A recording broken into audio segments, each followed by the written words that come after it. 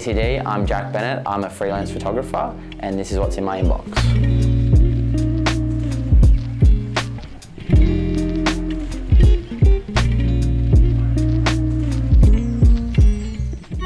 Okay, I've just got my first inquiry for the day come through. It's regarding Fashion Week and a show that will be shot off-site at Fashion Week. So there's a fair bit of stuff there to sort of go through.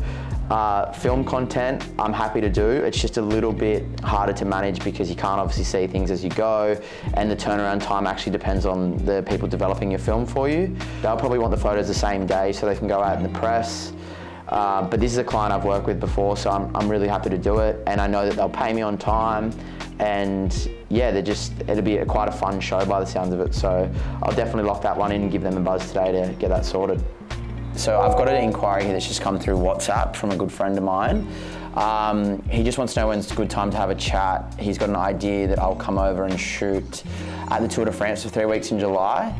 This one's a little bit trickier for me. I don't really specialise in video, but I can do it if need be. It's also going to be a really hard one to quote for because it's going to be travel 3 weeks, filming and shooting every single day. But it's an awesome opportunity, so I'll definitely get back to him and try to lock in a time to get on FaceTime and see what he needs. Hopefully we can get someone else to edit the videos, and then I should be sweet to do it.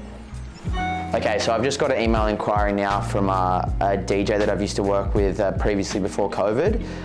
He's asked if I can have a look at these dates he shared. He's shared a Google Calendar, and it's all of his European dates for the summer, which span across the whole month of July.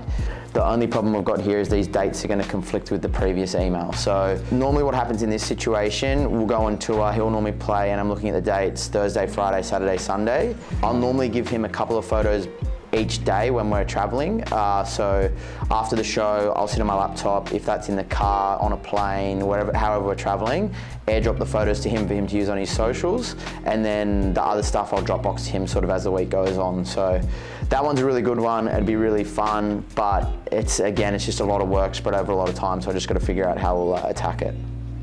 Okay, I've just got another inquiry come through from Instagram. I'm not familiar with this person, but they've said, sorry for the late notice, are you free to shoot a party this Saturday night?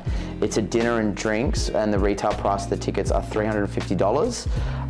They're offering me complimentary tickets in exchange for the photos. This is normally something I wouldn't do, and I probably will get back to them and tell them what my photography rates are per hour.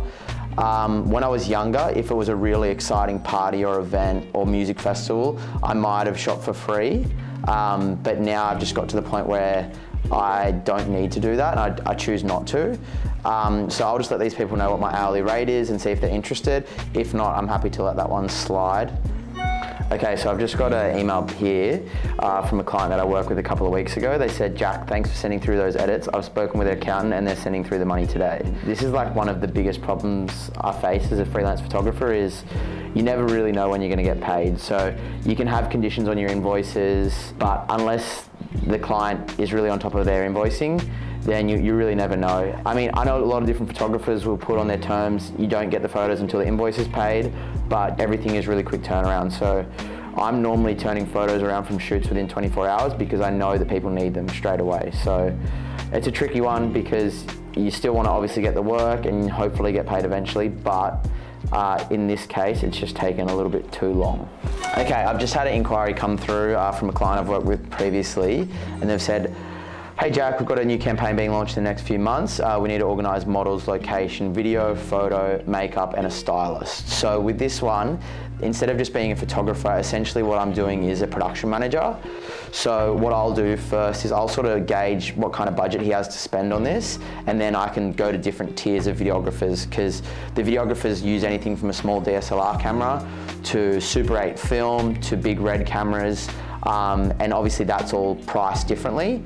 And the same with the models. The other thing I'm going to have to check with him is where this campaign will land. So if a campaign lands online only in socials, you charge this amount of money.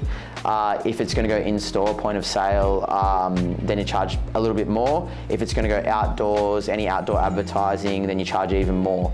And then with that usage, you also need to check time frame, because the last thing you want is a photo that you got paid for 3 years ago to see on a billboard 5 years later. So yeah, that's another big thing with this sort of photography. So that's all my inquiries for this morning. I've got to get off to a shoot and finish some edits, but thanks for listening. Bye.